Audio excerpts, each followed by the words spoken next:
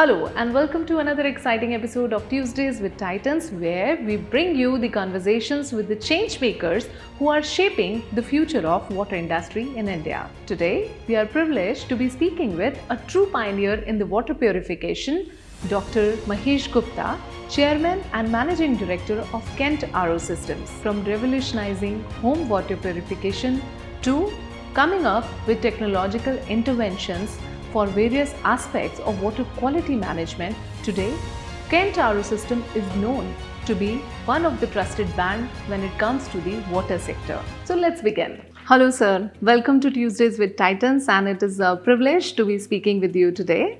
Yeah, thanks Anupama. It's my pleasure as well.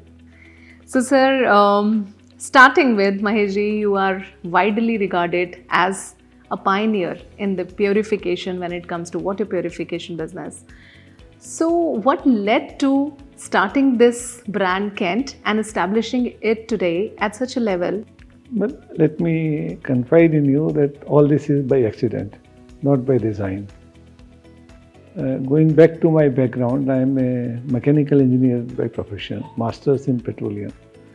Went to Indian Oil, 10 years, left Indian Oil, started business of oil conservation, which we still do.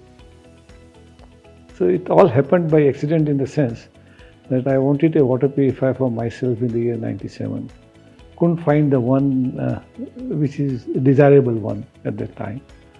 As you know, water has two types of impurities. One which are not soluble in water, like bacteria, virus and all those stuff. And then one which are soluble in water, like brackish water.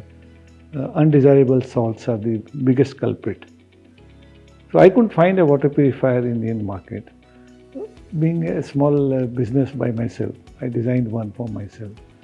And that time I realized there is a gap. And let me take this gap to the market. So that was the starting point. Obviously, Kent brand was not there at all at that time. And I struggled for 7-8 years to become B2C company, because my experience earlier was in oil conservation B2B business. And then I decided that if I have to go to the masses, I'll have to take on the branding of the product. And we did that in 2005 onwards.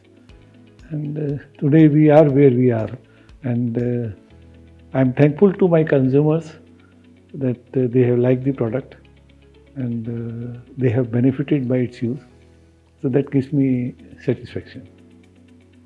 And I'm sure there is a lot of research and development, basically the R&D, which is being done at the back end to come up with the right kind of solutions. So in fact, it is known for the technological interventions. So if you could shed some light on the kind of technological interventions which have been applied by Kent. Absolutely, you are very right. So you don't come out with a product and then let it go the way it is happening. I can specify some of the innovations which we've done, and as a scientist myself, I don't stop at that. I continue to do that. And we feel we have a great future ahead in terms of innovations in this field.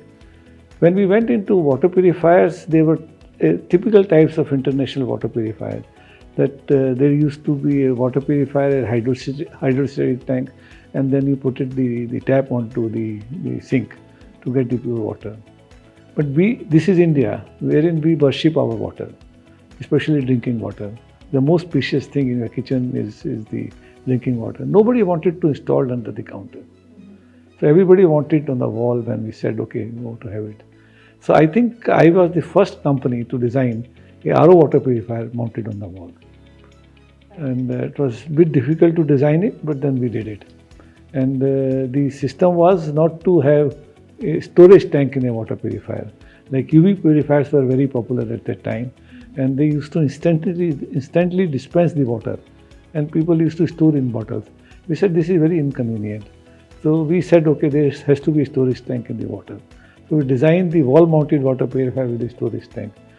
Designing from there onwards, as we progressed on the design of the water purifier, a problem came in. We could not sell more of water purifiers because people were using RO purifiers only in areas where water was brackish and very hard. But we thought it's essential even in the other municipal areas, because drinking even 100 TDS water is not a good idea. The best TDS of the water, and to get the best purity, is the TDS of 50. Then I could find a small patent, and which we got patent in 2006, and we introduced a water purifier, RO purifier, wherein we could maintain minerals in purified water, the natural minerals, not the fortified minerals, and we could adjust the TDS of the water as per desire of the consumers. And as we moved forward, we did many researches to give you a few ideas. One of the thing was that how do you know it's a pure water? So we designed our R purifier to display the purity of water. So that still is one of the unique feature point for us. Then as we move forward, we realized that there is a lot of wastage of water. So the biggest problem is people were complaining it wastes too much of water. So we designed the technologies, simple technology, that we could reduce wastage of water to zero. Although many people doubt us that how can RO purifier be designed with no water wastage, because there has to be stream of water. But the application is at home. In a home, that too in a bungalow. So if you have certain reject water, with the help of the same water purifier, we are pumping it back into the overhead tank. It has that pump capacity.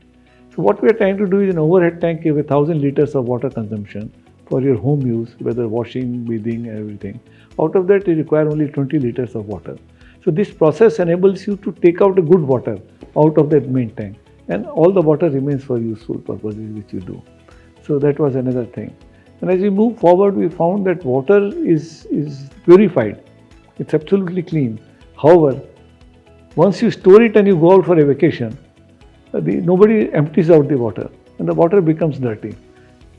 It becomes polluted with bacteria as we move forward. So we designed a UV lamp inside the tank, which could always be on and off with a certain ratio, so that the purified water always remain pure in your storage tank.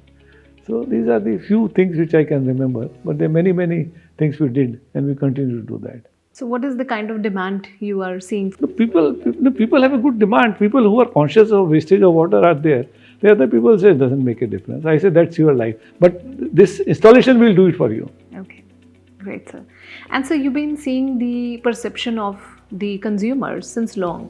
So what kind of changes have you observed in the overall consciousness as well as perception of people when it comes to the quality of water? So it's a big challenge, let me put it like this. First, the figures of India. The market report says that penetration of water purifiers in India, whether through the organized sector or through the unorganized sector, is 9% of homes. Now I'll give you some data on this. Air-conditioned homes in India are 11.5%. The washing machines in homes is about 22%. Now, if you'll ask me, I would say washing machine is less important, water purifier is more important. It's because of my health. But the consumer's perception is different. For them, convenience is more important than health. People believe here कि उसकी health खराब होगी, मेरी health नहीं खराब होगी जब पानी से. So these are the perceptions of the people here. You take a glass of water. The glass of water is shining and absolutely clean. Oh, you say this is excellent water. But you are not aware that it has some pinch of dissolved impurity. Maybe arsenic, maybe fluoride, which is dangerous. So the perception of people by looks is something which people perceive as good water, whereas it may not be so good water. So I always say to my consumers and to my people who promote the products that a water purifier in a home is an insurance to a consumer and his home, because he is not sure of which type of water he'll get, which season it can change sometimes. In Bombay, people say, oh, my water is very clean. It's not so much hard water. Why should I use a water purifier? But they don't get that water all the time. They get water, let's say, 10 months in a year, but 2 months they get a tanker water. There is no control. He can't change his water purifier every time. RO purifier with TDS control and with all these features which I explained to you is an insurance to the home, that whichever water comes, you will be taken care of. And if a consumer can understand this and he feels his health is more important than the convenience part of it, it happens. Some people say that no, your water purifier is too costly and its affordability is not there. So therefore the penetration is not improving. I give an example. A washing machine is 15 to 20,000 rupees. If it can go 22% of penetration, what is the bar for him to, and once in a lifetime, the same type of age, 10 years of service, 10 years of this thing. Only thing is, people who understand will go for water purifier. Is Kent making certain efforts apart from the kind of innovations which you have brought to literate people about the negativities or the harmful impacts which water can bring in if it's not treated well on time? So as far as we are concerned, we take pride that we do educate consumers. I think we are the only company in India who is putting so much of ATL activities in terms of print campaigns, wherein we explain to a consumer that बीमारियों से बचें, पानी को शुद्ध करके पिएं, and उससे आप बीमारियां कम होंगी आपकी. But we can't go back to each and every type of effect it can have. We don't want to sell our products by creating a fear in the mind of a consumer. Now, if you are not drinking, you will become sick tomorrow. You will not do this, you will become sick tomorrow. So that's a negative campaign. We always go on a positive campaign. Use our water purifier, you will remain healthy.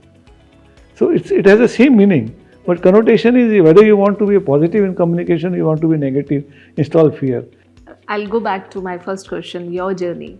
So I'm sure a lot of young entrepreneurs are looking at you, how you have developed something with the need, and today that's something which has become a passion, and that's something which is a vision as well for you. So what is the way, or what is that one thing which you would like to communicate and tell the young entrepreneurs as well, that if they have a dream, how they need to follow that dream? That is, a society has too many problems, and there are solutions for it.